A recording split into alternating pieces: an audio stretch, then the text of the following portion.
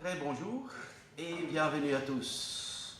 Nous sommes réunis au nom de notre Seigneur Jésus-Christ.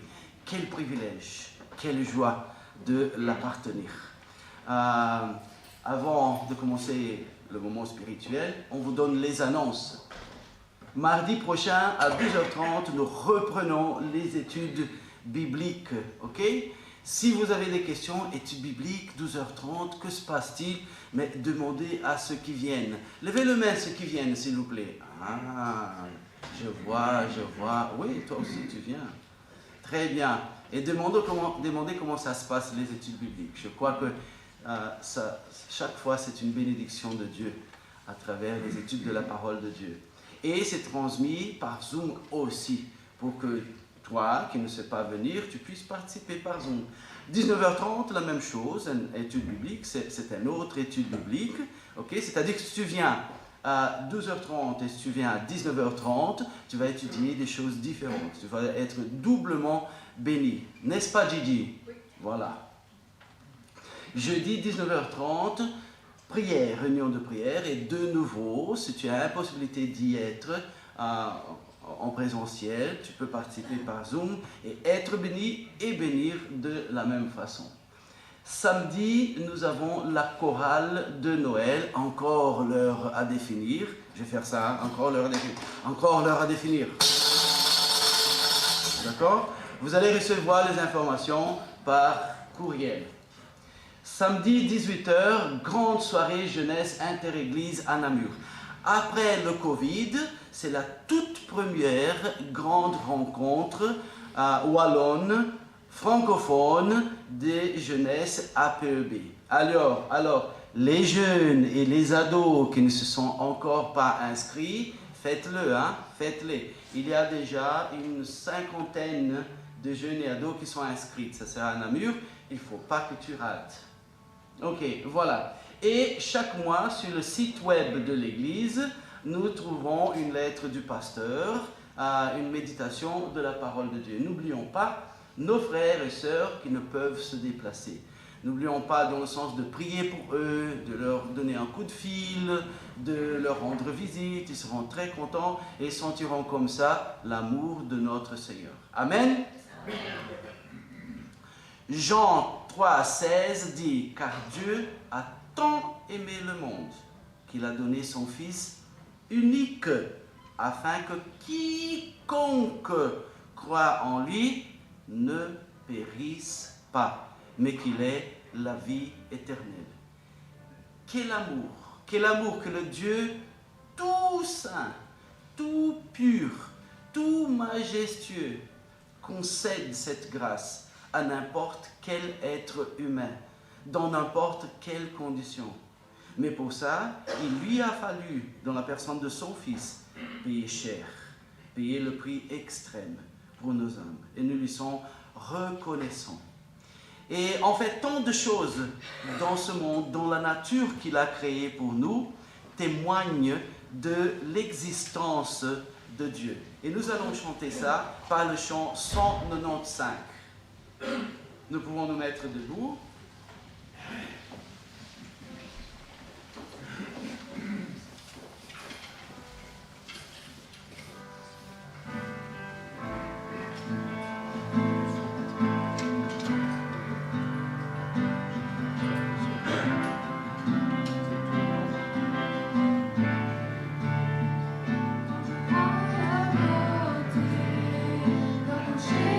Soleil, un asile à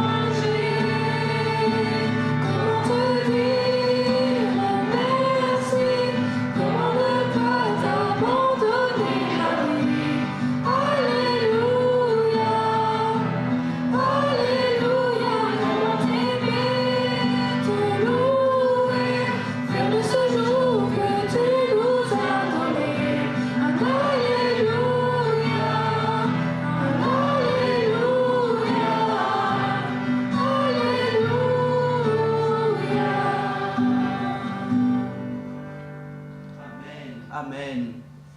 Et mon propre être témoigne de l'existence de Dieu. La nature témoigne de l'existence de Dieu, mais mon propre être, mes besoins, mes choix, le chemin de ma vie, j'ai besoin de cette connexion avec Dieu. Nous allons le déclarer à travers ce prochain chant. C'est le 187. Je ne sais pas pour combien de vous il est nouveau, mais si c'est le cas, nous allons l'apprendre aujourd'hui.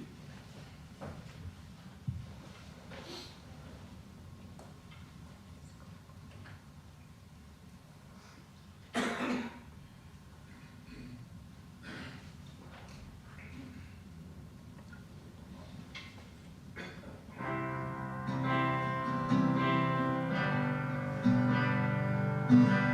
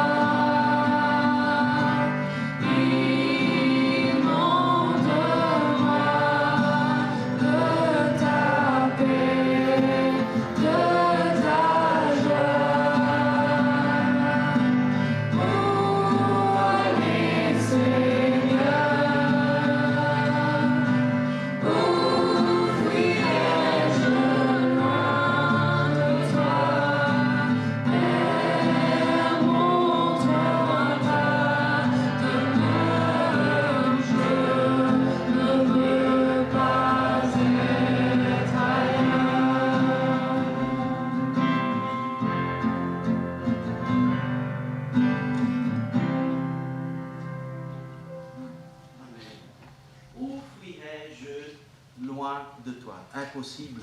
Dieu est tout part. Et nous allons recevoir un message du côté de Dieu, de notre Seigneur, à travers l'école de dimanche maintenant, qui va montrer justement qu'il ne faut pas fuir de Dieu, mais surtout chercher sa volonté. S'il vous plaît.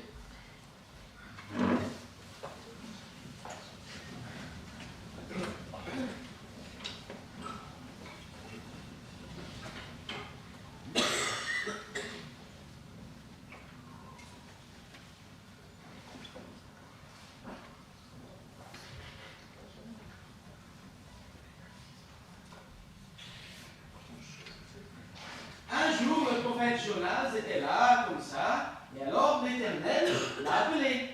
Jonas, va dire aux Ninivites que je ne suis pas content de leur désobéissance, et alors je détruirai en 40 jours. Mais, vu que les Ninivites étaient très méchants contre le peuple d'Israël, et que Dieu est toujours prêt à pardonner ceux qui veulent changer de vie, alors Jonas n'a pas voulu donner cette chance aux Ninivites. Là, il est couru aller se cacher dans un bateau qui irait dans le sens contraire à celui de Ninive. Mais Dieu, qui nous aime et qui corrige tout ce qu'il aime, a envoyé une tempête là à la mer où Jonas était. Et Jonas a compris que la tempête était à cause de lui. Alors, il a demandé aux gens du bateau de le jeter dans l'eau pour que eux ne meurent pas à cause de lui. Dieu, encore une fois, à cause de son amour, a envoyé un grand poisson qui a englouti Jonas pour qu'il ne se noie pas. Dans le ventre du grand poisson, Jonas veut changer de vie et obéir l'Éternel. Alors, l'Éternel a fait le grand poisson vomir Jonas, et Jonas a glorifié le Seigneur. Jonas va parler aux Ninivites et dit que Dieu les détruira à cause de leur méchanceté. Le peuple veut alors changer de vie et ainsi Dieu les pardonne et ne le détruit pas. Après, Jonas va s'asseoir en dessous d'un arbre car il faisait tellement chaud. Dieu fait l'arbre sécher et perdre ses feuilles. Jonas est très mécontent et se plaint à Dieu. Alors, Dieu lui dit, tu n'as pas planté cet arbre-là, et pourtant, tu es quand même mécontent de ce qu'elle se sèche. Combien plus, alors moi, qui ai fait l'être humain, veux qu'il ne meure pas. Et maintenant, les enfants vont chanter quelque chose à ce propos.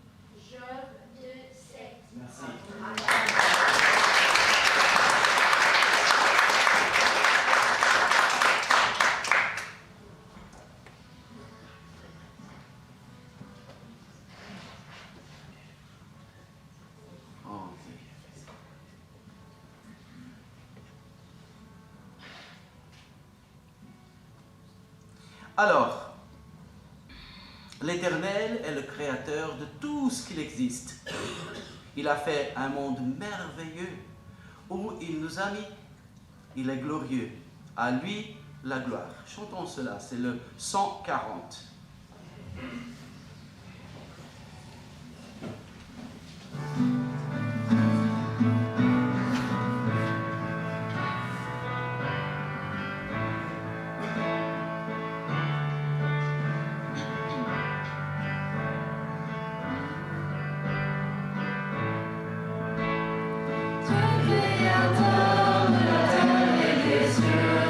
Nous contemplons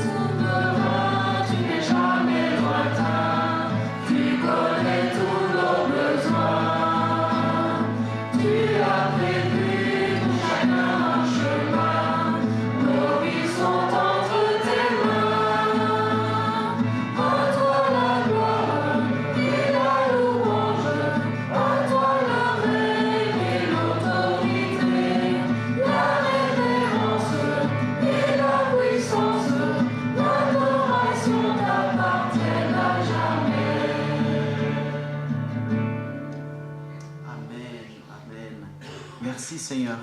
Merci pour cet amour qu'il a pour nous. Notre cœur et notre voix chantent l'amour de l'Éternel, l'acclament, l'honore et l'adorent dans le bonheur de lui appartenir, de vivre cette réalité jour après jour. Nous allons chanter ces valeurs maintenant. Juste après, nous pourrons le verbaliser à travers les plusieurs prières individuelles de louange et adoration à son grand nom. C'est le chant maintenant 121 et juste après, nous aurons les prières.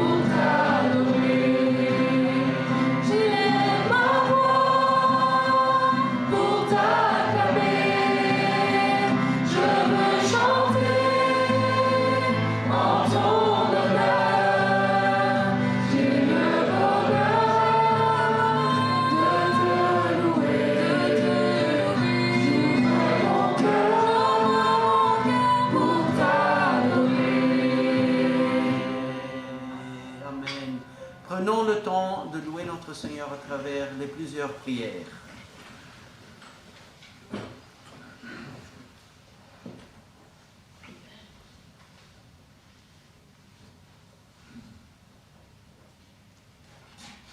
Seigneur, comme nous venons de chanter, c'est un honneur de te louer, de t'adorer, parce que tu es Dieu, tu es le seul, tu es l'unique. Merci Seigneur, parce que tu es le Tout-Puissant, tu es le Créateur des cieux et de la terre. Et Seigneur, tu nous aimes, que tu es notre Créateur. Seigneur, tu nous aimes d'un amour incomparable, d'un amour si puissant, si fort, que nous pouvons le comprendre. Et Seigneur, merci pour Jésus. Merci Seigneur pour le don de sa vie. Parce que c'est lui, Seigneur, qui nous ouvre le chemin vers toi. Seigneur, nous voulons te louer et t'adorer. Au nom de Jésus. Amen. Amen. Seigneur notre Dieu, tu as eu pitié des gens de Ninive. Tu ne voulais pas qu'ils périssent. Et tu as envoyé ton messager pour qu'ils se repentent et qu'ils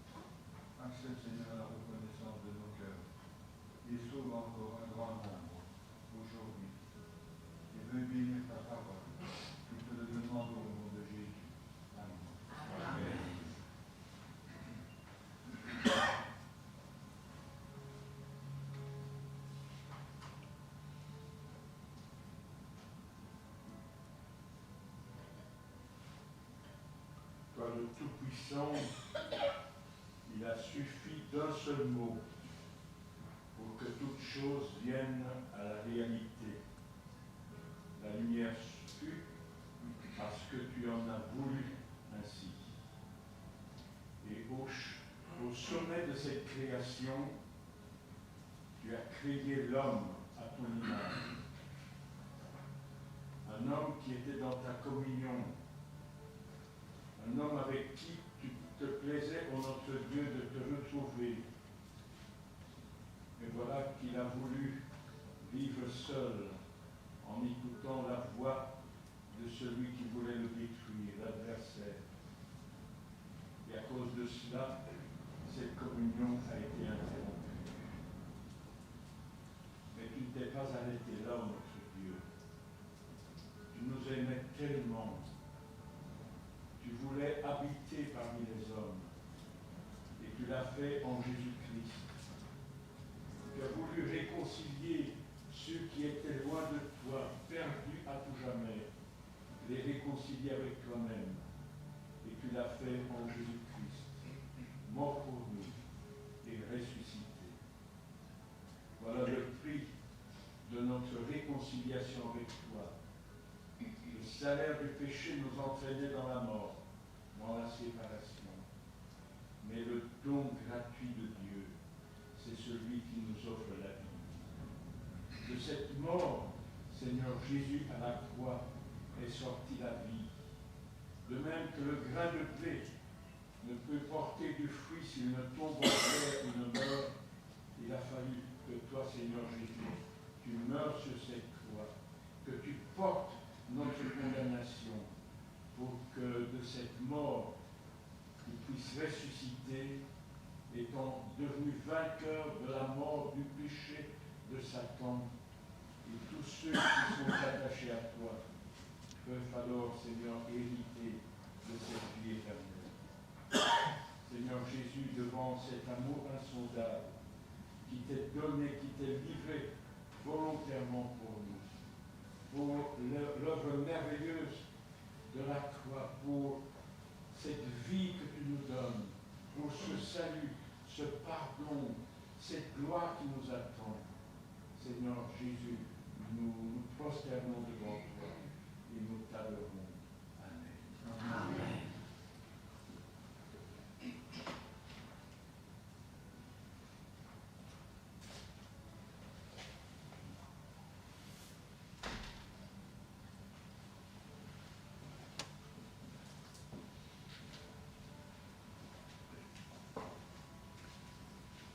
Dieu merveilleux, ô Éternel, Dieu de grâce abondante, qui est venu nous chercher, Seigneur, dans la situation pénible où nous avions décidé de vivre. Merci, Seigneur. Merci de notre salut. Merci de ton grand amour pour nous, Seigneur. Merci de ce que nous sommes maintenant auprès de toi, Seigneur, et de toutes tes promesses merveilleuses qui nous touchent, Seigneur. Pour ça, le Seigneur Jésus-Christ a payé le prix extrême, Seigneur.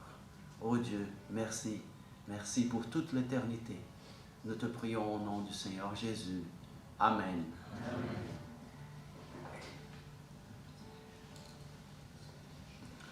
Nous allons bientôt participer de ce moment emblématique établi par le Seigneur, la Sainte Seine. Et juste avant, nous allons chanter ce chant, ce nom si merveilleux. Parce que notre Dieu est merveilleux. Et la Sainte Seine fait rappel à cette merveille, à son sacrifice extrême pour le pardon de tous ceux qui croient en lui. Il est sans égal, il est sans rival, il est merveilleux. Chantons le 223.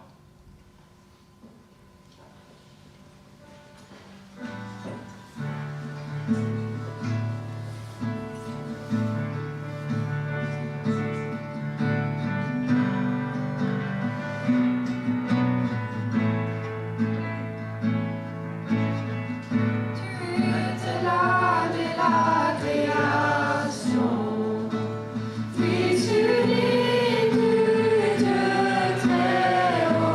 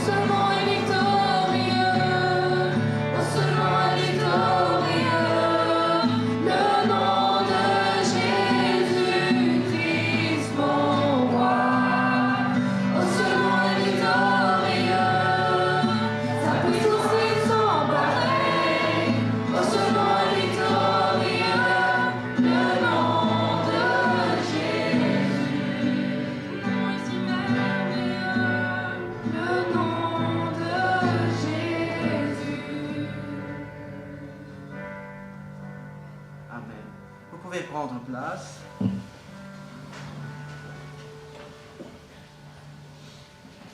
Je vous invite à ouvrir vos Bibles en 1 Corinthiens.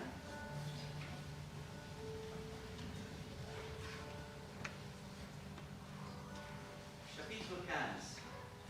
Tandis que vous le faites, j'ai une question pour vous. Est-ce que peut-être dans la vie de chaque jour, dans la famille, dans le travail, je ne sais pas, on vous a déjà dit, écoute, cette histoire de croire en Jésus-Christ, c'est un truc inutile, ça ne sert à rien. Peut-être qu'on vous a déjà dit ça. Mais je voudrais lire quelque chose que dit la parole de Dieu. En 1 Corinthiens, chapitre 15. Je vous rappelle, et c'est toujours bien de nous rappeler, c'est pour ça que c'est bien d'avoir la Sainte Seine chaque dimanche, pour nous rappeler cet amour de Dieu. Je vous rappelle, frères et sœurs, l'évangile que je vous ai annoncé, les bonnes nouvelles de salut en Jésus-Christ que je vous ai annoncé. Et continuons à annoncer cet évangile que vous avez reçu et dans lequel vous tenez ferme. Nous avons reçu l'évangile et il faut continuer ferme dans cet évangile. La valeur de ce que le Seigneur Jésus-Christ s'est donné pour notre salut. C'est aussi par lui que vous êtes sauvés, si vous le retenez dans les termes où je vous l'ai annoncé. Autrement, votre foi aurait été inutile.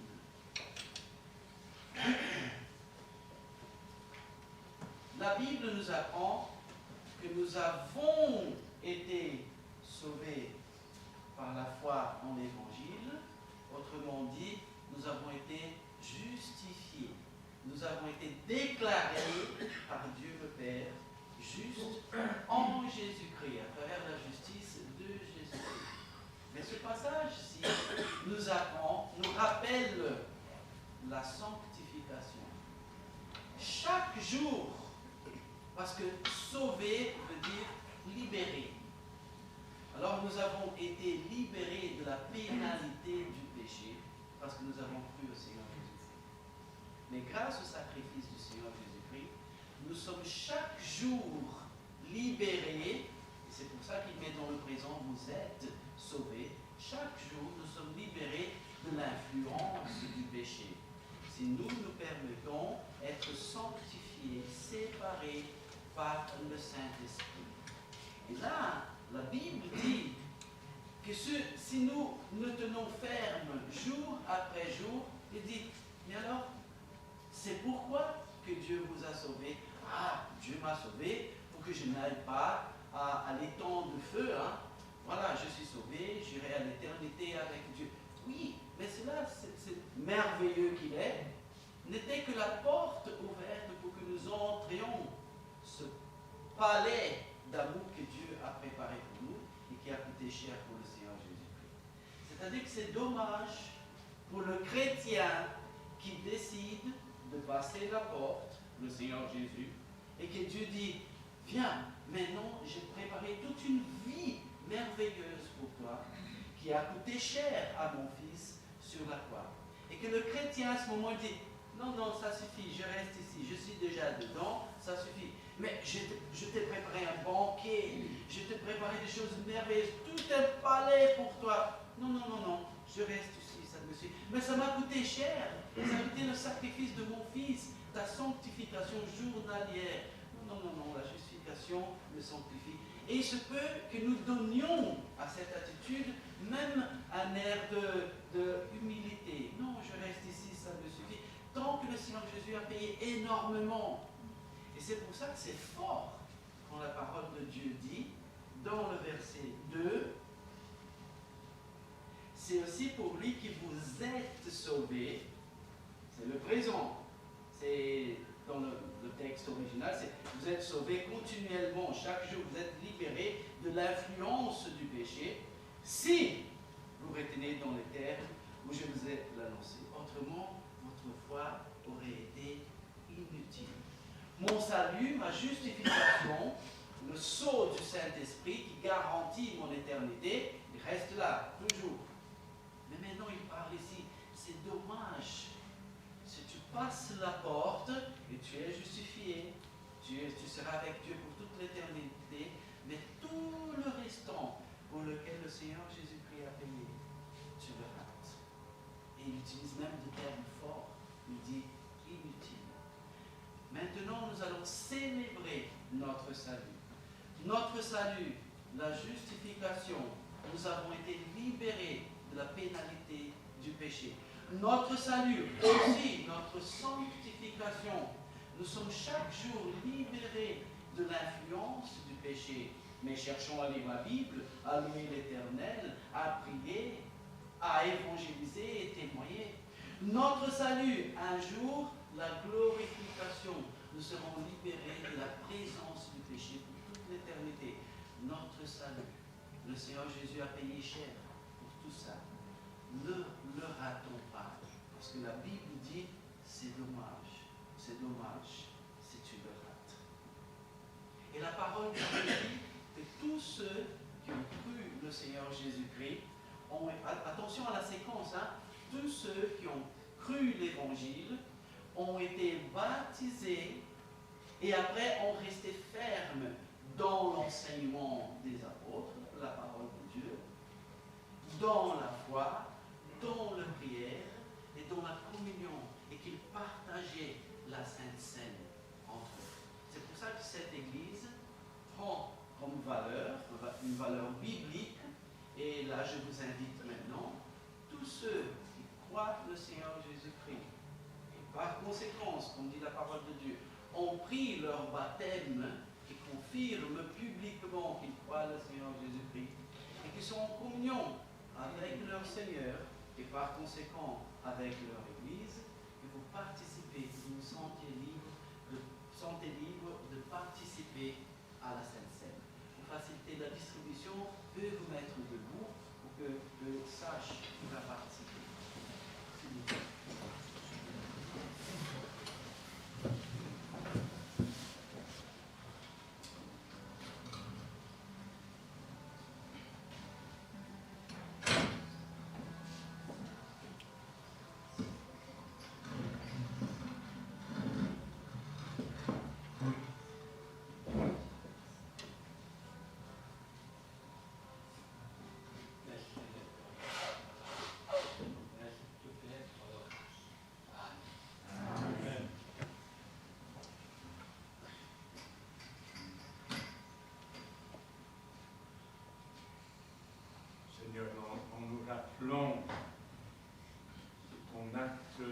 obéissance à Dieu ton Père, pour nous sauver, pour que nous soyons pour toute l'éternité avec toi, tu nous invites en ce moment dans ce chemin de repentance à reconsidérer nos voies, pour voir si nos voies sont en alignement avec ta volonté, avec ta pensée.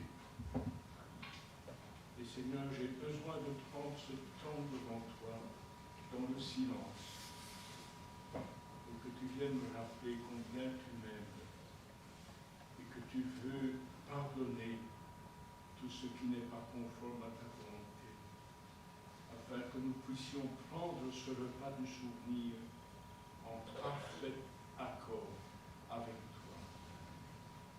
Seigneur, nous gardons ce silence devant toi et je te demande que pendant ce temps, tu parles à nos cœurs.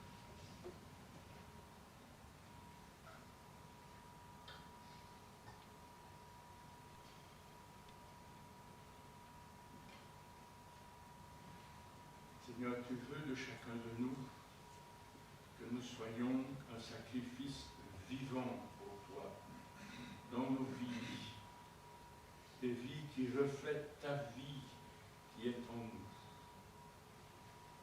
Mais Seigneur, pour qu'il en soit ainsi, il a fallu que toi, tu passes par ce sacrifice de mort pour nous. Que tu acceptes de payer le châtiment qui pesait sur nous et c'est tombé sur toi. Et dans cet acte d'obéissance à la volonté de Dieu ton Père, en accord avec lui, tu es passé par la croix, tu as donné ta vie, tu as versé ton sang, pour que ceux qui s'approchent de toi par la foi reçoivent de toi cette grâce du pardon et de la vie éternelle. En partageant ce pain, en partageant ce vin, Seigneur, nous nous rappelons de ce corps que tu as donné, nous nous rappelons de ce sang qui était versé pour nous. Nous nous rappelons que nous sommes pardonnés pour toute l'éternité. Reçois, Seigneur, notre adoration. Amen. Amen.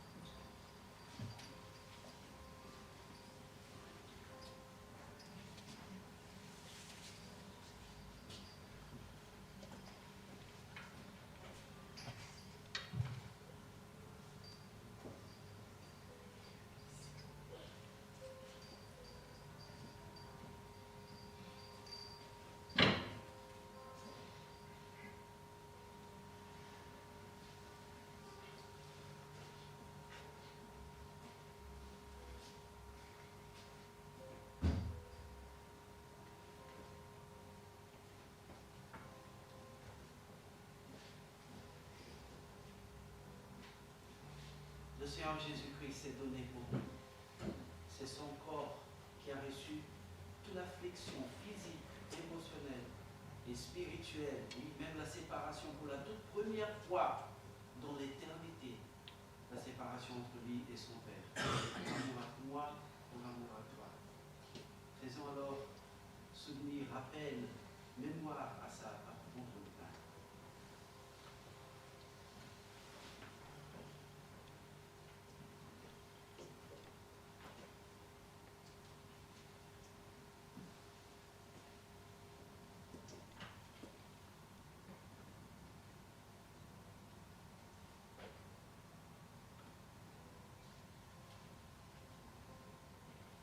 Cette souffrance, pourtant, ne servirait à rien s'il n'avait pas donné son sang pour nous.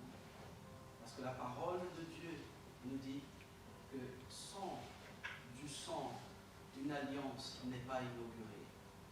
Et c'était le sang de l'agneau de Dieu qui enlève nos péchés d'une fois pour toutes, qui a été versé pour nous. Le sang de notre Seigneur Jésus-Christ, le Dieu tout juste, tout pur, tout saint, tout magnifique, qui est venu, s'est donné, et a donné son sang pour que nous soyons sauvés. Faisons mémoire de ça à travers la vie.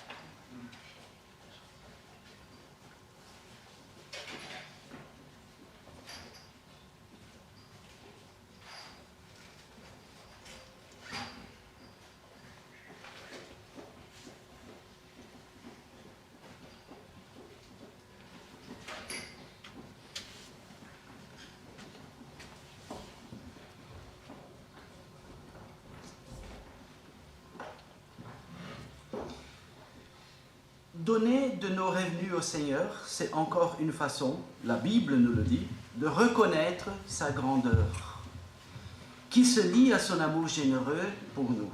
Nous aurons ainsi maintenant le moment de la collecte, tandis que nous chanterons ce chant. C'est le 205, Hosanna, qui sera chanté pendant la collecte. J'informe ceux qui nous visitent, sentez-vous libres.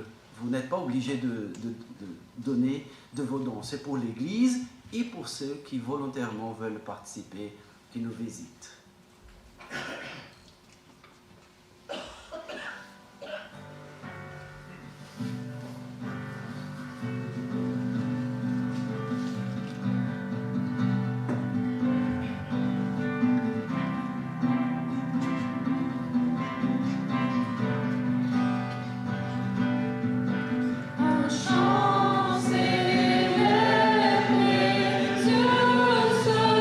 Tourne vers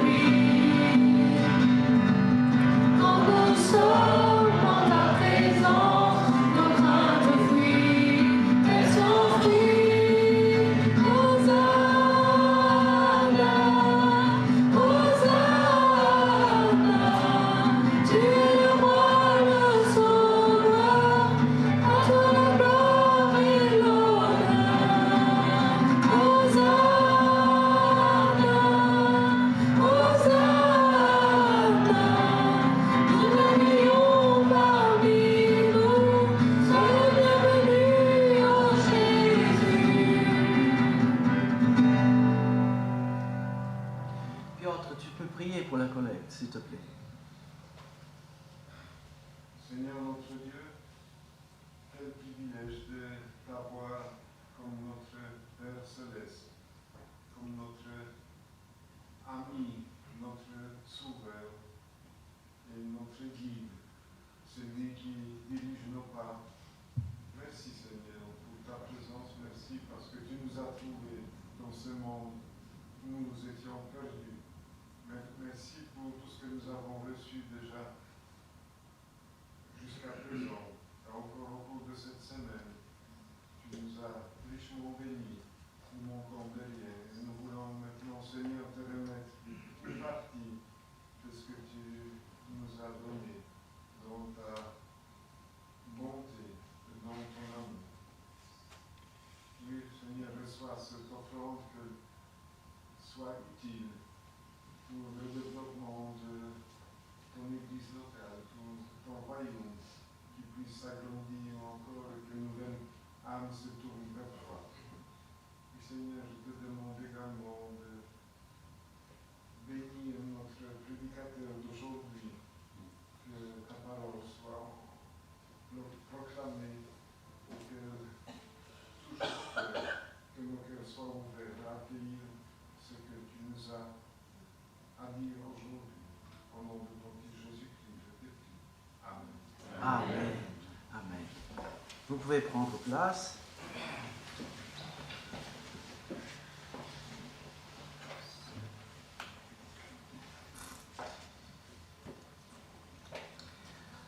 Dans la vie à ce monde, plusieurs fois aride, avec des expériences pas mal de fois amères, le Saint-Esprit est notre oasis. L'eau qui coule constamment en notre faveur. Les Écritures nous racontent que justement, dans le moment de besoin, le Saint-Esprit nous rappelle ce que les Écritures nous ont appris. Alors, le moment de recevoir de la parole de Dieu s'approche. Chantons le chant 201, « Nous sommes une maison ». Et juste après, nous aurons la parole de Dieu. Aujourd'hui, nous avons la joie d'avoir notre frère Michel Pierson, accompagné par sa femme, Laurence, qui est parmi nous et qui nous apportera la parole de Dieu. Nous remercions ceux qui sont arrivés, qui nous visitent aujourd'hui.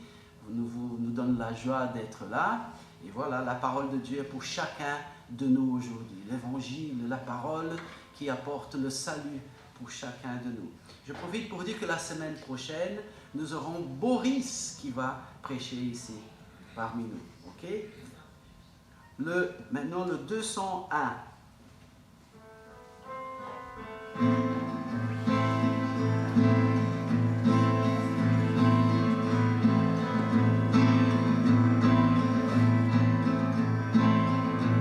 Nous sommes une maison pour toi, un autel pour prier son nom, un lieu réservé pour ta présence, où tu aimes rester, t'arrêter, demeurer et briller par ta lumière. Oasis au milieu du désert, l'eau vive qui coule dans les sources amères, le soleil qui brille au milieu de la nuit, l'aurore qui se lève sur nos vies. Tu es l'oasis au milieu du désert, l'eau vive qui coule dans les sources amères, le soleil qui brille au milieu de la nuit, l'aurore qui se lève sur nos vies. Se tomber pour ton Saint-Esprit, une habitation pour ta gloire, un endroit où tu viens habiter, maison d'adoration, de louange, de prière, consacrée à ton amour. Tu es l'oasis au milieu du désert, l'eau vive qui coule dans les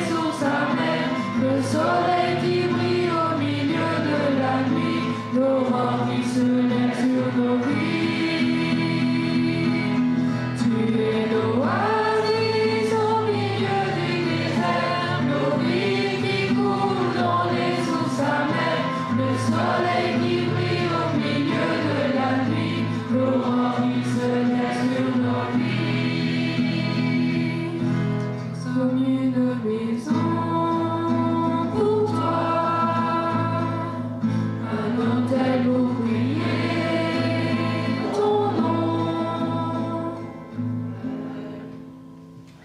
Vous pouvez prendre place. Et justement, laissons maintenant Dieu nous parler à travers sa parole. Et laissons le Saint-Esprit appliquer cette parole dans notre cœur pour changer notre vie.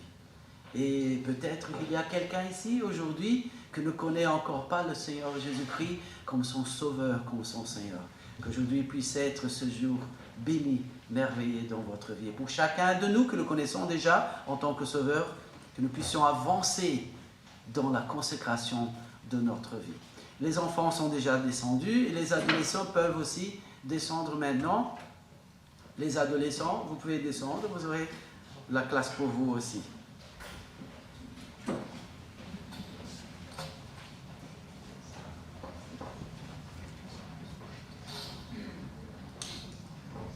Michel, s'il te plaît.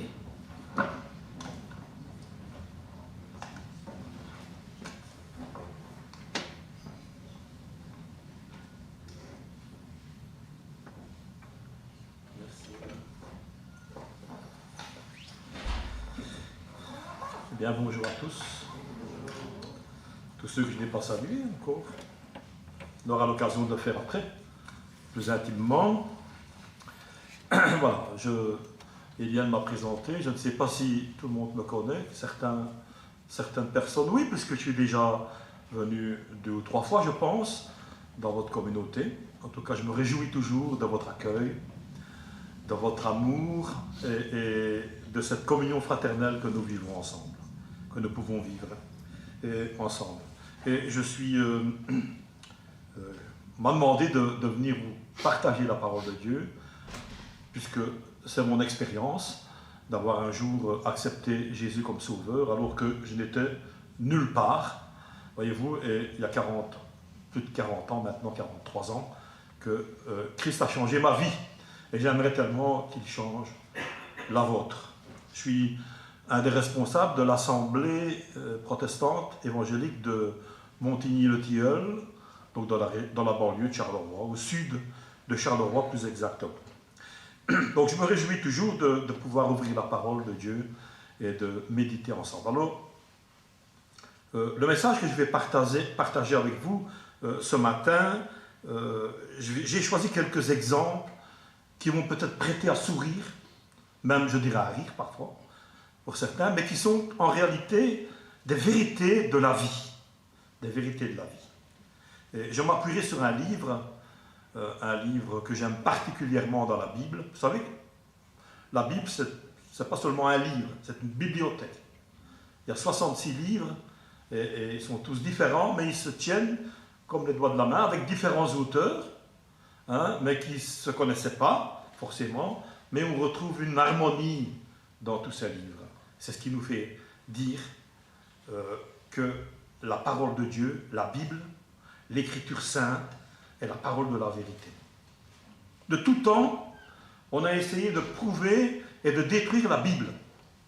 De tout temps, au travers des siècles, au travers des guerres, des révolutions, on a tenté de l'éliminer, de la mettre de côté. On n'y est jamais arrivé. Et on n'y arrivera pas. Parce que ça reste l'Écriture et la volonté de Dieu. Ce code de vie a été communiqué aux hommes par le Saint-Esprit. Et nous l'avons, nous, aujourd'hui, entre les mains, cette parole de Dieu. Elle nous enseigne, elle nous parle, elle nous raconte des choses, des histoires, mais qui sont tellement riches et utiles pour l'homme d'aujourd'hui. C'est un vieux livre aux idées jeunes. Ce n'est pas un livre poussiéreux, la Bible, comme on croit parfois. C'est un livre frais, nouveau, actuel pour nous. Et je vais tirer un petit texte sur lequel je vais m'appuyer ce matin avec quelques exemples. J'espère nous feront réfléchir sur la réalité de la vie. Parce que quand on regarde autour de nous et qu'on voit les hommes s'activer dans la société, comme je dis toujours, vivre comme s'ils allaient passer l'éternité sur la terre, alors qu'un jour, il nous faudra quitter cette terre, qu'on le veuille ou non. Un jour, nous devrons partir. La mort nous rattrapera. et nous devons quitter cette terre. Donc, quand on regarde autour de nous, le monde s'active, le monde est pris dans une spirale infernale qui les conduit, malheureusement pour beaucoup, en enfer. Disons les choses telles qu'elles sont. Pour d'autres, mis à part, elle nous conduit dans la vie éternelle auprès de Dieu. C'est ce que la Bible nous dit clairement. J'aime beaucoup les fables de Jean de La Fontaine. Pour ceux qui connaissent bien, on les a appris parfois à l'école. Je ne sais pas si on les apprend encore à l'école. Vous connaissez le corbeau et le renard, vous connaissez sans doute la cigale et la fourmi. Et il y en a d'autres, il y en a énormément. Et j'aime beaucoup parce qu'elles ont des conclusions, elles ont une moralité pleine de vérité, les fables de La Fontaine. Certains disent, et je pense, que La Fontaine a été influencé par la Bible, qu'il a été influencé dans ses fables pour amener toujours à une conclusion, à une morale, une bonne morale qui nous amène à nous dire, mais ce qu'il veut expliquer quand même, ça me fait réfléchir. Et tout en préparant et tout en réfléchissant à ce que je voulais vous partager ce matin, j'ai repensé à une fable que vous connaissez peut-être pour les plus âgés ou pour les plus jeunes, qui est Perrette et le pot au lait. Vous savez, cette histoire de Perrette, cette jeune fille, une fermière, qui avait donc une ferme, et qui descendait à la ville, elle avait mis un pot sur la tête, avec du lait dedans, et tout en marchant, Perrette faisait des projets pour sa ferme. Elle voulait augmenter son cheptel, elle voulait agrandir sa basse-cour, elle faisait plein de projets, Perrette. Et la fable, je fais court, hein, elle nous raconte qu'elle a trébuché, qu'elle est tombée et que le pot s'est renversé. Et puis, la moralité, c'était aussi adieu, veaux, vaches, cochons, les projets pour lesquels elle avait prévu avec l'argent de la vente de son lait. Voilà. Ce que je voulais dire simplement, c'est que, vous voyez, cette fable, elle est pleine de moralité pour nous, aujourd'hui. Parce qu'elle nous dit que nous faisons plein de projets dans la vie. Et nous avons tous, nous pensons déjà tous à cette semaine qui commence. Nous pensons déjà tous au lendemain. Jacques, dans le livre de Jacques, dans le Nouveau Testament, il nous dit, lorsque vous prévoyez de faire quelque chose, dites toujours. Dites toujours. Et j'essaie, avec l'aide du Saint-Esprit, de le faire. Si Dieu veut, demain, nous ferons ça ou nous ferons ça. Si Dieu permet demain, nous ferons ça ou nous ferons ça. Voyez? Donc, toujours dire, notre vie ne dépend pas de nos projets, elle dépend de Dieu. Voilà. Et qu'on le veuille ou non, c'est comme ça. C'est comme ça.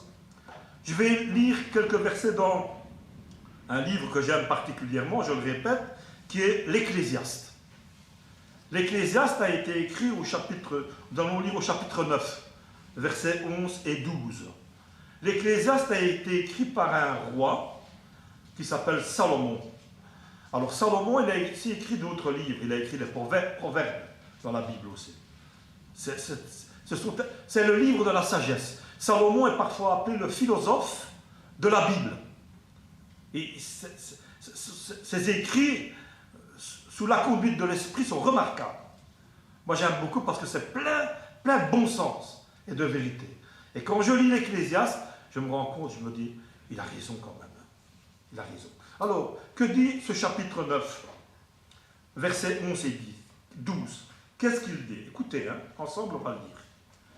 Ecclésiaste, chapitre 9, versets 11 et 12. J'ai encore vu sous le soleil que la couronne n'est point aux agiles, ni la guerre aux vaillants, ni le pain aux sages, ni la richesse aux intelligents, ni la faveur aux savants, car tout dépend pour eux du temps et des circonstances. L'homme ne connaît pas non plus son heure, pareil aux poissons qui sont pris au filet fatal et aux oiseaux qui sont pris au piège comme eux. Comme eux, les fils de l'homme sont enlacés au temps du malheur lorsqu'ils tombent sur eux tout à coup. C'est interpellant quand même. Alors, si je devais donner un titre à la parole de Dieu, au message que je veux partager aujourd'hui, la parole que le Seigneur a mis sur mon cœur, je donnerai ce titre. J'en ai deux. Voilà, je vais vous les donner. Qu'est-ce qui compte dans la vie? C'est une question. Qu'est-ce qui compte dans ta vie? Quand on réfléchit bien, on sait qu'il y a des choses qui comptent dans ma vie. Qu'est-ce qui compte dans ta vie? Posez-vous la question. Qu'est-ce qui est le plus important dans ma vie? Qu'est-ce qui compte? Ou alors, le deuxième titre, l'estimation des valeurs. L'estimation des valeurs. Alors, en y réfléchissant bien, j'ai trouvé qu'il est impossible d'établir une échelle de valeurs. C'est impossible. Nous sommes trop différents les uns des autres. Impossible. On peut établir une table de multiplication, la valeur des chiffres, mais on ne peut pas établir une table des valeurs dans nos vies. Parce que tout n'est pas mathématique, voyez-vous, dans la vie des hommes. Les choses ne sont pas toujours ce qu'elles paraissent être. Nous, nous jugeons sur l'apparence. L'homme regarde à ce qui frappe les yeux, dit la Bible. Mais l'Éternel regarde au cœur. Et souvent, nous nous trompons. Souvent, nous faisons fausse route. Parce que nous plaçons nos valeurs dans des choses futiles et inutiles. Il y a des sciences exactes et il y a des sciences inexactes. Pourquoi? Parce qu'elles sont humaines. Et je dirais même, exact, c'est encore un bien grand mot. Parce que même la médecine n'est pas une science exacte. Voyez-vous? Pourtant, avec toute la connaissance humaine aujourd'hui, et on est parfois impressionné de voir ce que l'homme peut réaliser dans sa vie. Moi, ça m'impressionne. Soyons des hommes, des femmes qui observons ce qu'il y a autour de nous. C'est important, ça. Les choses ne sont pas toujours ce qu'elles paraissent être. J'insiste là-dessus. Les apparences sont trompeuses. Tout ce qui brille n'est pas d'or. Vous connaissez ce dicton, hein? Tout ce qui brille n'est pas d'or. Je vais m'expliquer par quelques exemples pour essayer de sensibiliser vos cœurs aux vérités de la vie, aux valeurs de la vie. Quelques exemples, tout simples. Et vous me direz, après, si je me trompe, je suis prêt à discuter avec vous. Je suis là pour ça. Que vaut un homme à sa naissance? Un bébé qui vient de naître. Le premier jour, qu'est-ce qu'il vaut? Sur quoi va-t-on évaluer un homme, un bébé qui vient de naître? C'est ça. 2 critères. Son poids et sa taille. Ça, c'est les 2 choses auxquelles on va directement examiner. 3 kilos, 3,5 kg, c'est le poids en général moyen, un peu moins, un peu plus pour les bébés. Et en l'évaluant sur son poids et en l'évaluant sur sa taille, on va trouver que c'est normal. C'est normal. Personne ne se choque quand on évalue un bébé sur son poids et sur sa taille. C'est acceptable pour un bébé.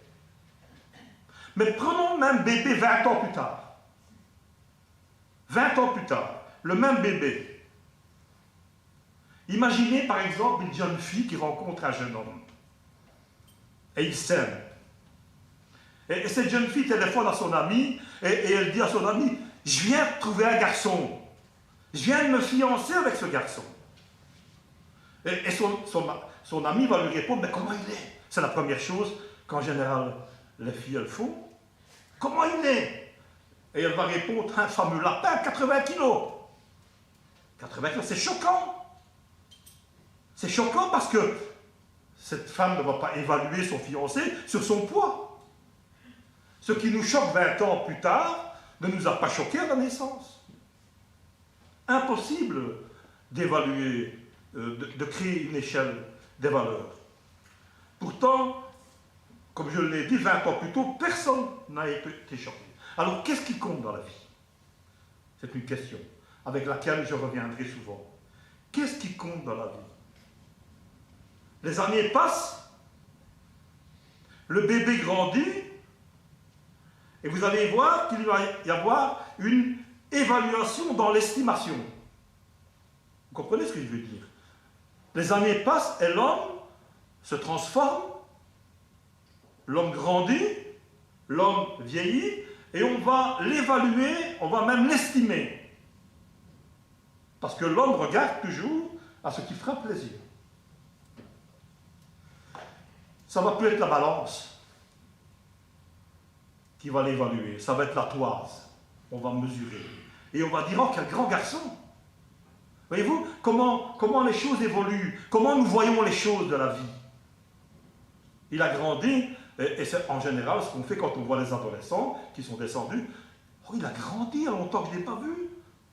On ne dit pas, oh, il a grossi, on dit, il a grandi. C'est pas la même chose, voyez-vous. Ce n'est plus la balance, mais c'est la toise. Quel grand garçon! À cette époque-là aussi, dans son adolescence, vous allez voir, ce qui va être estimé chez lui, c'est ses résultats scolaires. Qu'est-ce qu'il fait à l'école? Comment va-t-on l'évaluer à l'école? Comment évalue-t-on un enfant à l'école? 60, 70, 80, 90%. On le juge, on l'estime sur sa valeur. Vous voyez comment les choses évoluent, vous voyez comment les choses elles changent dans la vie, vous voyez comment nous avons notre regard porté sur les humains. Et s'il n'est pas très intelligent, malheureusement, ça arrive. Quoique chaque homme a son intelligence. Je mets 3 petits points. Comment va-t-on l'évaluer? C'est un âne. Il ne fait rien. Il ne vaut rien. On ne fera rien de bon avec lui. Voyez-vous comment les hommes évaluent les choses? Voyez comment les hommes portent leur regard sur les humains? Et ce pauvre gamin qui n'aura pas forcément l'intelligence de suivre les cours les plus cotés, ben, on va lui dire, quelle est ta place à l'école? Il va dire, ben, je suis bien, je suis près du radiateur. C'est tout ce qu'il aura à dire. Ou je suis en dessous de l'horloge, ou plus près de la porte de sortie. Voilà tout ce qu'il a à donner comme exemple. Voyez-vous, à 20 ans, l'estimation des choses, c'est l'aspect extérieur. Mais, chers amis, mes bien-aimés, comme je l'ai dit, l'homme regarde, et je reviens là-dessus, sur ce qui fera plaisir. Mais la jeunesse n'est que passagère. L'argent n'est que passager. Je m'effraie aujourd'hui quand je vois l'argent qu'on peut dépenser dans notre société ou dans notre monde autour de nous, à coût de centaines de milliards d'euros. Hier, j'ai encore vu les informations avec la COP 21, où les pays occidentaux vont lâcher, les États-Unis, l'Europe, 300 000 milliards pour les pays les plus pauvres, pour pouvoir s'adapter au changement climatique. Au changement climatique. C'est effrayant aujourd'hui. Comment on évalue les choses. Comment l'homme agit. Il y a un verset des psaumes qui dit « Se vantant d'être sages, ils sont devenus fous. » Et je me rends compte aujourd'hui que c'est la vérité. Et si vous écoutez parfois certaines émissions vidéo, vous verrez que ces hommes qui ont écrit, ces deux scientifiques qui ont écrit un livre sur Dieu, les preuves, l'existence, que certains connaissent, qui n'est pas un livre chrétien, mais qui est un livre où ils ont fait des recherches et ils ont découvert que forcément l'univers avait un début, avait une fin. Alors qu'on croyait que l'univers n'avait ni de début ni de fin, c'était comme ça. Non, ils ont découvert ça. Et ils ont dit, la science nous confirme aujourd'hui qu'il s'est passé quelque chose dans notre monde et que nous ne sommes pas le fruit du hasard. Beaucoup de science nous rapproche de Dieu. Un petit peu de science nous éloigne de Dieu. C'est ce qu'ils ont déclaré. Et aujourd'hui, la science, avec toutes ces recherches, certains qui sont honnêtes se disent, c'est impossible. Il y a un créateur. Il y a un être suprême au-dessus de nous, qui nous aime. Et comme ça a été rappelé ce matin, qui a donné son Fils pour que tu puisses être racheté, sauvé, si tu acceptes son sacrifice. Qu'est-ce qui compte aujourd'hui? Qu'est-ce qui compte aujourd'hui dans ta vie? Ce qui compte, c'est ce qu'on, aujourd'hui, malheureusement pour notre société, c'est ce qu'on paraît. Il faut paraître. Il faut être musclé, il faut être beau, il faut être intelligent. C'est important. Le culte du corps. Faire du sport.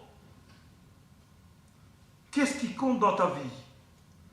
Vous savez, j'ai pris cet exemple parce que malheureusement aujourd'hui on vit de certaines situations dramatiques dans les familles. Avant le mariage, ce qui compte c'est ce qu'ils paraissaient être. Ils paraissent être, pardon. Et après le mariage, ce qui compte c'est ce qu'ils sont.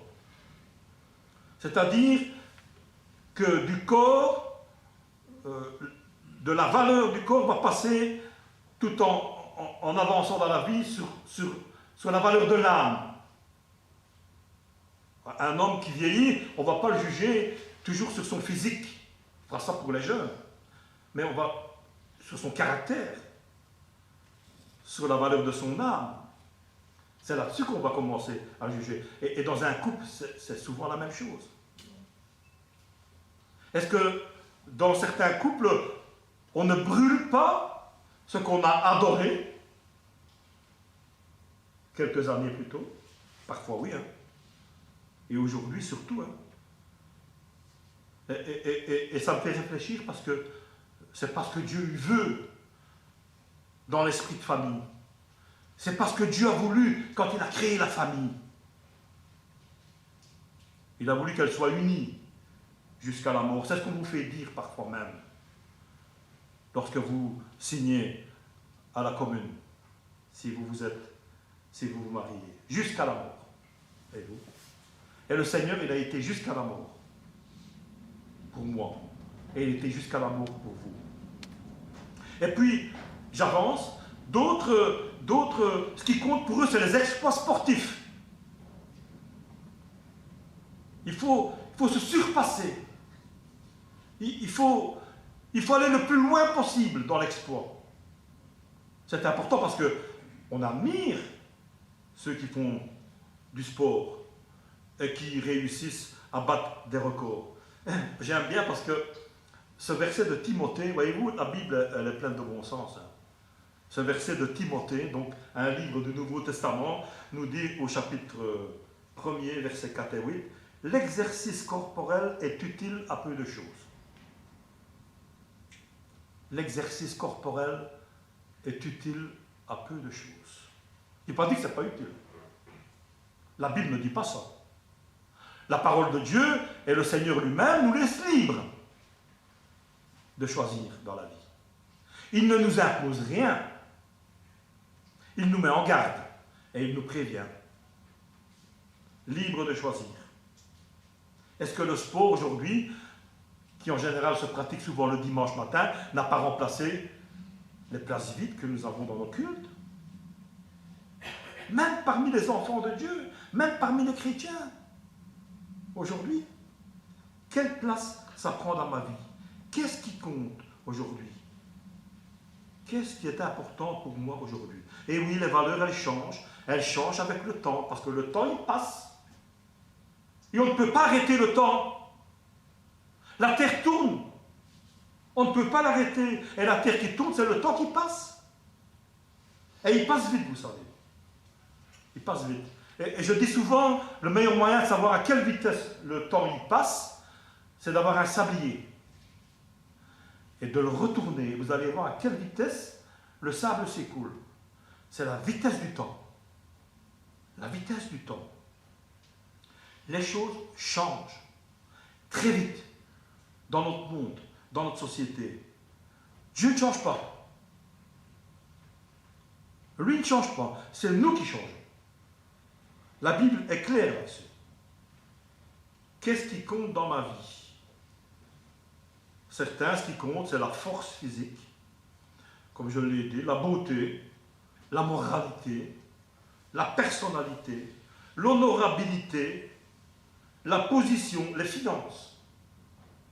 Aujourd'hui, ce n'est plus l'homme qui est au centre du monde, au centre de la société, c'est les finances. C'est l'argent. J'ai dit tout à l'heure, les sommes sont phénoménales, hein, quand on voit ce qu'on dépense autour de nous. Albert Frère, pour ceux qui connaissent un peu, qui est maintenant décédé, était un milliardaire qui était originaire de la région de Charleroi. Albert Frère, qui avait des sociétés, qui a été coté en bourse à New York, enfin, un homme milliardaire. J'ai lu un article sur lui. Il a perdu un de ses fils dans un accident de voiture. J'ai encore cet article. J'ai encore. Et il a dit, je donnerai toute ma fortune. Et Dieu sait si elle était importante. Je donnerai toute ma fortune pour pouvoir revoir mon fils. Qu'est-ce que ça avait comme valeur, l'argent? Rien. Lui, il aurait tout donné pour revoir son fils bien-aimé qu'il avait perdu. Vous savez, le grand roi Salomon, comme je vous l'ai dit, qui a écrit le livre de l'Ecclésiaste et les Proverbes, le roi Salomon, il a goûté à tout. À tout, le grand roi Salomon. Il s'est acquis toutes ces choses. D'une valeur, c'est l'homme le plus riche, nous dit la Bible, que la terre a jamais porté. De la richesse au travail, du travail à la renommée. Il avait une renommée qui traversait tout l'Orient. On venait de loin pour l'entendre parler. On venait de loin pour l'écouter. On venait de loin pour écouter ses conseils de sagesse. La renommée, de la renommée à la sagesse, de la sagesse à la politique, de la politique à l'amour et de l'amour au plaisir. Au plaisir. Et quand il a tout essayé, vous savez ce qu'il a dit? On va le lire. Chapitre 1er d'Ecclésiaste. Vanité des vanités, dit l'Ecclésiaste. Tout est vanité. Quel avantage revient-il à l'homme de toute la peine qu'il se donne sous le soleil? Réfléchissons à ces paroles. Une génération s'en va, une autre vient, et la terre subsiste toujours. Le soleil se lève, le soleil se couche, il soupire après le lieu d'où il se lève de nouveau, le vent se dirige vers le midi, tourne vers le nord, puis il tourne encore et reprend le même circuit. Tous les fleuves vont à la mer, et la mer n'est point remplie. Il continue à aller vers le lieu où il se dirige. Toutes choses sont en travail au-delà de ce qu'on peut dire. L'œil ne se rassasie pas de voir. L'oreille ne se lasse pas d'entendre. Ce qui a été, ce qui sera, et ce qu'il s'est fait, c'est ce qui se fera. Il n'y a rien de nouveau sous le soleil. Rien de nouveau. Là, ce qu'il a déclaré, après avoir tout goûté. Vanité des vanités, toute est vanité. Il est vrai que le temps et les circonstances qui changent autour de nous balayent souvent les valeurs que dans lesquelles nous avons mis notre plus grande espérance. Et nous avons mis l'homme aujourd'hui, moi, nous avons mis notre espérance dans des valeurs qui changent, dans des valeurs qui ne valent rien aujourd'hui. Comme je l'ai dit tout à l'heure, et Salomon l'a bien reconnu à la fin de sa vie. Vous savez, je prends l'exemple d'un enfant, combien c'est une vérité que nous vivons, que nous avons tous vécu, et que nous avons nous-mêmes pratiqué étant enfants. Je pense à ce petit garçon qui passe devant une vitrine d'un magasin de jouets, et il convoite un jouet dans cette vitrine. C'est un peu comme nous, on convoite des choses, on veut des choses. On est terrestre. Et ce gamin-là, il voit ce jouet-là, ce camion-là, dans la vitrine, et il voudrait tant l'avoir. Et il y pense, jour et nuit. On a envie de ça. Mais l'homme est un éternel insatisfait. Et qu'est-ce qu'il fait? Il rentre chez lui, et étant enfant, il se met à genoux, comme tout à l'heure, le gamin, là, qui a si bien joué. Et il joint ses mains et il prie, oh, il dit, Seigneur, je voudrais tellement avoir ce petit camion. J'en ai tellement envie, j'en ai tellement besoin. Puis vient Noël, que nous allons bientôt fêter, ou son anniversaire par exemple, et puis le jouet qu'il a tant désiré, ce petit camion, il se trouve sous le sapin. Il l'a reçu. Enfin, j'ai reçu. Il est à moi maintenant. Mais 15 jours après, il est où le jouet? Ne me dites pas que vous n'avez pas vécu ces choses. 15 jours après le jouet, l'objet tant désiré, a été abandonné sous le lit. Et peut-être que le gamin joue avec une boîte d'allumettes ou autre chose. Et vous, ça c'est la nature humaine, ça. L'homme naît pécheur. On ne devient pas pécheur. Jean-Jacques Rousseau, qui était un athée, un personnage important de l'histoire de France, a dit « L'homme né pur, c'est la société qui le corrompt. » Moi, mes enfants, j'ai jamais appris à mentir. Hein. Et mon petit-fils, particulièrement Gamaliel, était menteur. Il a fallu tout le temps le corriger. Tout le temps. On n'a jamais appris. L'homme né pécheur, c'est pas la société qui le corrompt. C'est plutôt le contraire. Oui, aujourd'hui, qu'est-ce qui compte? 15 jours plus tôt, j'ai déjà un verre d'eau. Oui. C'est gentil, merci. Tu auras ta récompense.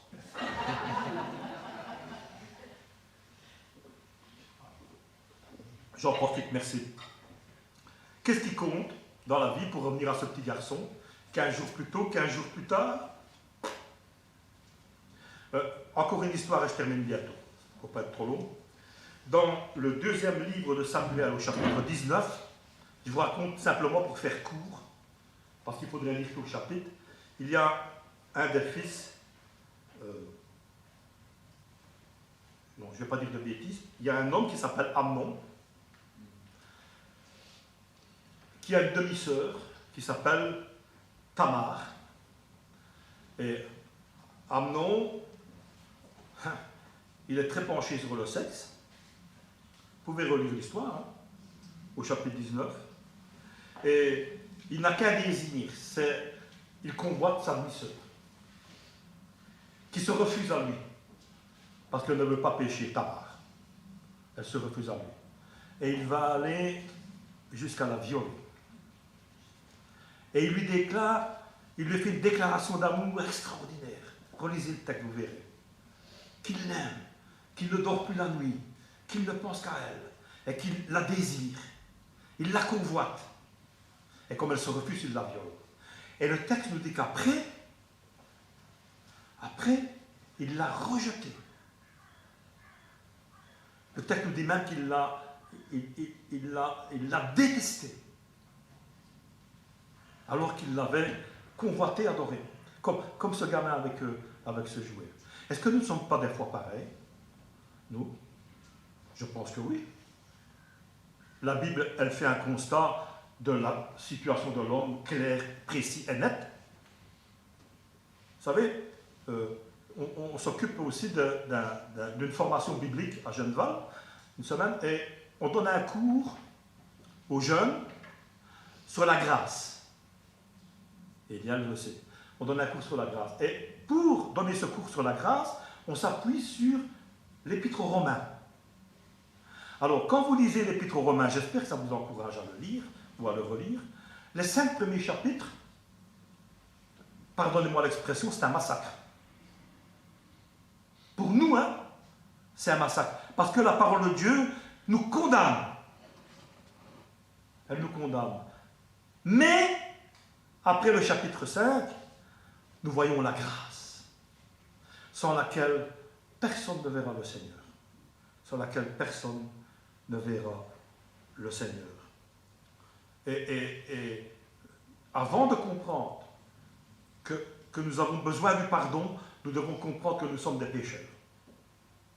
Et que souvent nous sommes comme Amnon, dans ce chapitre 19, que je viens de vous citer l'histoire, et que nous convoitons des choses.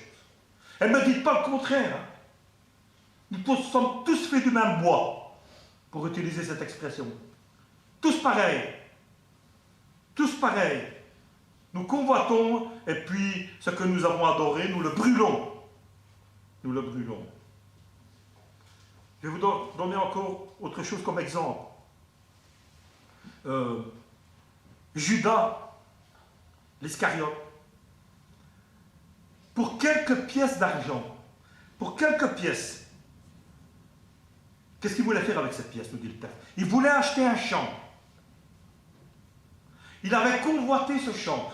Peut-être qu'il n'avait pas l'argent, mais il sait très bien qu'en vendant le Seigneur Jésus, en le livrant, il allait recevoir l'argent pour acheter ce champ. Et il a reçu ces 30 pièces. Il a acheté ce champ, mais après avoir tellement désiré, ces 30 pièces, nous dit, ses doigts ont brûlé. Il s'est rendu compte qu'il avait pris une mauvaise décision. Et au lieu de se repentir, bien sûr, il a été jeté, cette pièce.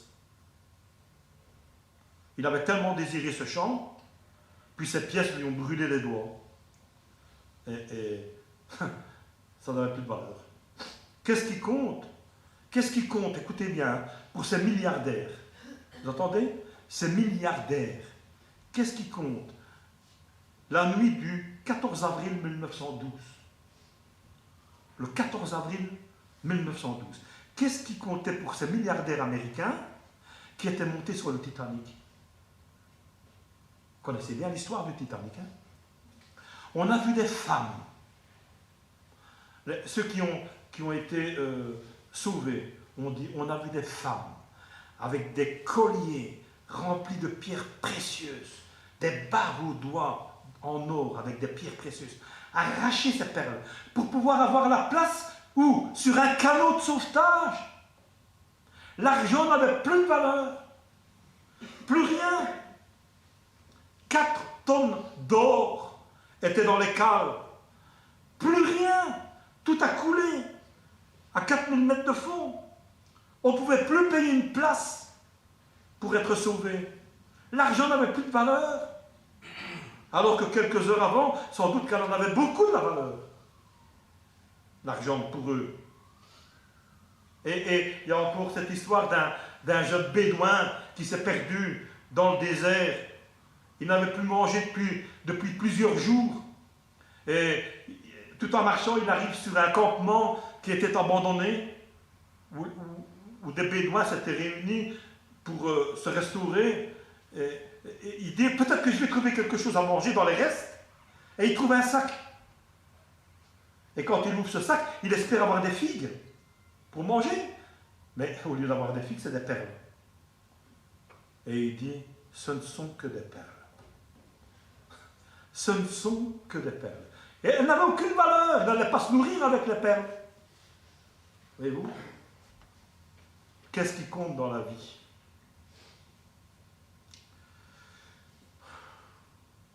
Il est réservé aux hommes de mourir une fois. Après quoi vient le jugement, nous dit la Bible. Daniel, le livre de Daniel, dans l'Ancien Testament, nous parle d'un roi qui a été pesé, compté et divisé. Daniel chapitre 5. Et quand il a été compté, pesé et divisé, ce roi de Perse, il a été trouvé léger. Il a été trouvé léger. Il est réservé aux hommes de mourir et de passer en jugement. C'est extraordinaire, c'est que de tout temps, l'homme a voulu se représenter ce dernier jugement. Et j'aime bien parce que j'aime bien l'histoire. Donc quand j'ai l'occasion de rentrer dans une église, une cathédrale surtout, je regarde parce que j'aime voir les vitraux, les scènes bibliques, les sculptures qui sont splendides. Et souvent, au-dessus de la porte d'entrée, lever la tête, la grande porte d'entrée de la cathédrale, lever la tête, il y a souvent, notamment Anvers, la cathédrale d'Anvers, il y a le dernier jugement qui est sculpté dans la pierre. Ça a été représenté, cette scène biblique. La Bible nous en parle, bien sûr, mais les hommes ont voulu représenter cette scène biblique. Et cette balance, un jour, elle sera utilisée par Dieu. Disons les choses telles qu'elles sont. C'est la vérité. Où nous serons pesés dans cette balance. Compter, peser et diviser. Espérons que nous ne soyons pas trouvés légers. Espérons. Alors je termine, cette fois-ci c'est vrai. Quelles sont les vraies valeurs dans la Bible? Quelles sont les vraies valeurs? Moi, plus j'avance, plus je me rends compte que la Bible ne se trompe pas. Je vais vous en citer quelques-unes. Matthieu 6, verset 33. Cherchez premièrement le royaume et la justice de Dieu. Et toutes choses vous seront données en plus. Est-ce que nous faisons ça? 1 Timothée, verset 4, chapitre 4, verset 8. L'exercice corporel est utile à peu de choses. Soignons notre homme intérieur avant notre corps. Vous savez, la chose la moins importante chez l'homme, quand je dis homme, je mets un H majuscule, homme-femme, hein? La chose la moins importante dans le corps humain. On vous enlève un doigt, vous allez être embêté. Un orteil, vous perdez quelque chose. Moi, on m'a retiré la rate, mais je devais faire un vaccin tous les X temps pour pouvoir, parce que la fonction de la rate, radio, c'est pas utile, ou les amygdales, ou n'importe quoi. La chose la moins importante avec laquelle on peut vivre sans problème, c'est les cheveux. Et pourtant, c'est quelque chose auquel nous attachons le plus d'importance. Chez les femmes, surtout, et chez les hommes aussi. C'est les cheveux. Pourtant, nous pouvons très bien vivre, n'est-ce pas Ernest, sans cheveux. Mais, qu'est-ce que je veux dire par là?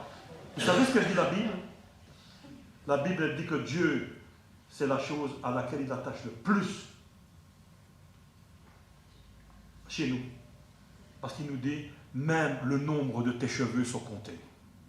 Il connaît le nombre de tes cheveux. Ce que nous ne sommes pas capables de faire, pratiquement. Ou alors, on fait un calcul savant. Pour vous dire à quel point Dieu prend soin de nous. Voyez-vous, c'est important. 2 Corinthiens 4, 18. Regardons non point à ce qui frappe les yeux, mais regardons plutôt aux choses visibles. Et non pas, ne regardons pas aux choses visibles, mais regardons à ce qui est invisible. Tout ce qui est visible, nous dit la Bible, et ça m'a déjà turlupiné dans la tête. Tout ce qui est visible est passager, tout ce qui est invisible est éternel. Et vous pouvez regarder n'importe quoi. Laissez et abandonner la ville de Liège, et vous allez voir dans 10 ans les arbres pour pousser dans la ville. La nature reprendra ses droits. Et les bâtiments tomberont en ruine. Comme n'importe quel bâtiment ou construction dans cette société. Tout ce qui est visible, tout ce qui est visible est passager. Mais nous devons construire sur ce qui est invisible. Oui, mais moi j'aimerais bien voir pour croire. Mais heureux ceux qui ont cru sans avoir vu, dit le Seigneur. Il y en a qui ont vu le Seigneur faire des miracles et ils n'y ont pas cru. Ils ont dit, il y a du diable. Ça ne vient pas de Dieu. Regardons et construisons sur les choses qui sont invisibles. C'est l'éternité, ça. Puis, Matthieu 6, ne vous amassez pas d'air, là où le teigne et la rouille détruisent. mais amassez-vous des trésors dans le ciel. Comment? Mais lisez la parole de Dieu. Pratiquez ce qu'elle vous demande de faire. Et vous verrez, vous serez sur le chemin de la paix. La souffrance ne sera pas ôtée. La souffrance fait partie de la vie. Personne ne peut éviter la souffrance. Un jour, vous la rencontrerez. Mais comment je vais la traverser, la souffrance? Comment vais-je la traverser? Et puis, pour terminer, écoutez la réponse de Dieu. Écoutez la parole de Dieu. Écoutez la réponse de Dieu. Elle est une valeur qui ne change pas. Une valeur qui ne varie pas. Il est le même hier, aujourd'hui, éternellement. Alors, placez votre confiance dans la parole de Dieu, dans le Seigneur lui-même et dans son sacrifice. On va prier ensemble. Ô combien, notre Dieu, notre Père, nous te bénissons et nous te louons pour ta parole qui est puissante, ta parole qui est pleine de vérité, qui est pleine de bon sens. Plus j'avance dans ma vie, Seigneur, plus je me rends compte que ta parole, elle est là pour nous faire du bien. Elle est là pour nous guider. Comme le dit ce beau verset, ta parole est une lampe à mes pieds, une lumière sur mon sentier. Éclaire cette communauté, éclaire nos cœurs, Seigneur, par ta parole. Éclaire peut-être la vie de ceux qui ne te connaissent pas personnellement ce matin, qui n'ont pas fait d'expérience avec toi, qui voudraient vraiment avoir une vie qui change, une vie nouvelle. Je te demande par l'Esprit Saint de les visiter, Seigneur, de travailler leur cœur, de ne pas les laisser tranquilles jusqu'au moment où ils auront plié le genou et qu'ils auront reconnu qu'ils étaient pécheurs, perdus et qu'ils avaient besoin de toi. C'est une prière que je t'adresse et que je te demande, non pas pour la gloire des hommes, non pas pour ma gloire, non pas pour la gloire de cette communauté, mais pour ta gloire, Seigneur. Il n'y a pas d'autre chemin, pas d'autre salut qu'en Jésus-Christ. Il n'y a pas d'autre possibilité d'être heureux sur un autre chemin que sur le chemin de la vie. Et tu es la vie. Alors à toi toute la gloire, ce matin encore au nom de Jésus. Amen. Amen. Merci. Si vous avez des questions ou autre chose, je n'ai pas lancé d'appel spécial, vous pouvez venir me trouver, on en parle et prier ensemble, bien sûr.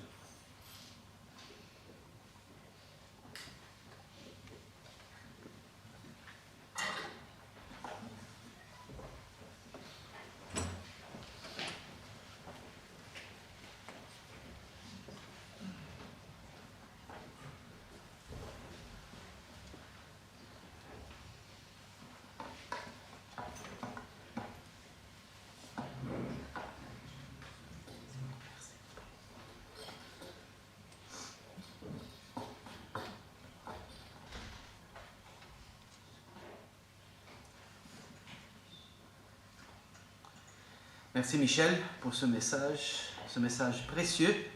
Il est précieux parce qu'il est sur Dieu et Dieu est précieux. Et ce que Dieu nous apprend est précieux et fondamental pour notre vie. Il faut faire attention à la parole de Dieu. Mais Dieu est bon. Dieu est bon. Les gens disent, si Dieu est bon, pourquoi est-ce qu'il va juger le monde un jour? Il ne veut pas le faire. C'est pour ça qu'il a envoyé son Fils, pour que nous ayons le pardon de nos péchés. Mais si nous choisissons de dire non au Seigneur Jésus-Christ, alors ça ne nous reste que le jugement éternel. Ah, si je pouvais faire le choix pour les autres, mais le choix est chacun. Choisissez Jésus. Dieu est bon. Et nous allons chanter ça pour terminer. Tu es bon. Nous partons heureux de ce moment béni, précieux que notre bon Seigneur nous a donné. Béni parce que Dieu est un Dieu qui bénit. Précieux car lui est précieux. Chantons ce dernier chant avec la joie du Saint-Esprit qui nous accompagnera pendant toute la semaine. Tu es bon.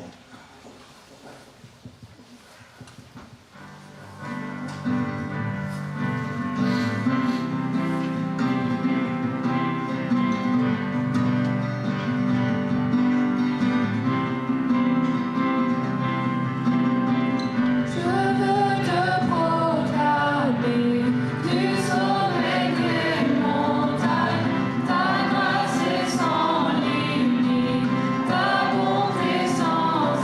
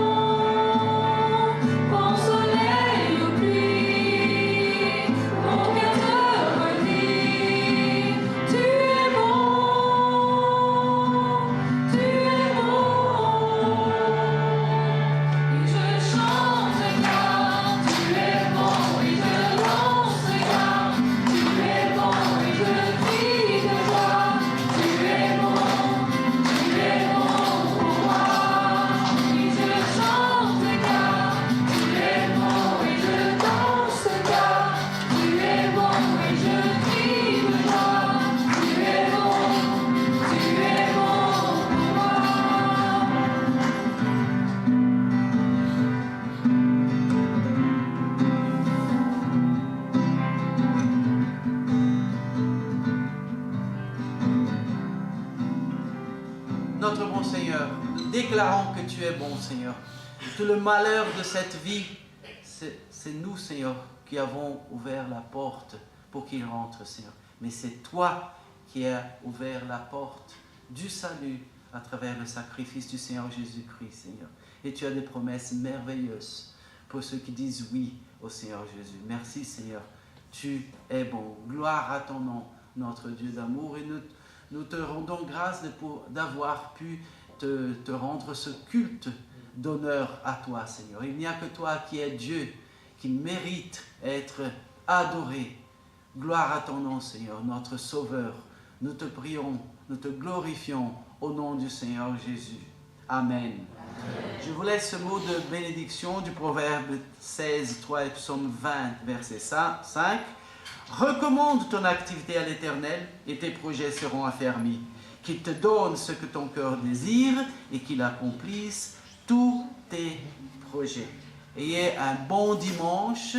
Tout le monde est invité maintenant à Gap, qui aura en bas. Vous êtes invités à descendre. Que le Seigneur vous bénisse à chacun. Et j'insiste, si la parole de Dieu a parlé à ton cœur aujourd'hui et tu n'as pas encore le Seigneur Jésus comme ton Sauveur, qu'aujourd'hui puisse être le jour où tu dis oui à ton Seigneur. Et que le peuple de Dieu dise oui à la consécration de notre vie. Bon dimanche.